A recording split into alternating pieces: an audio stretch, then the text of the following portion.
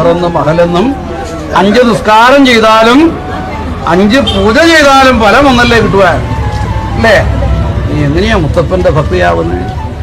പള്ളിയിൽ ചെന്നാലും വിളിക്കുക തമ്പുരാനെന്ന് അല്ലേ?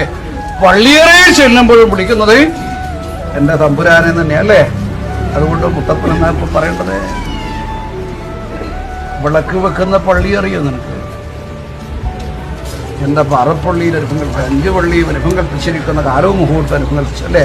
5 പള്ളിയിൽ ദീപം വെച്ചിരിക്കുന്ന അനുഭവം പോലെയാ മുത്തപ്പ. ഇപ്പൊ അതൊരു ശുശ്രൂഷയാന്ന് സേവനാന്ന് ചെയ്യുന്നു. എന്റെ സേവകന്മാരായിട്ട് അനുഭവം കൽപ്പിച്ചിരിക്കുന്ന പുരാണൻ ചക്രായുധം കൊണ്ട് ഈ ധനവും കൊടുക്കണമെന്നില്ല ദൈവത്തിന്. നിന്റെ മനസ്സാ ദൈവത്തിലേക്ക് അർപ്പിച്ചിട്ടുള്ളത്.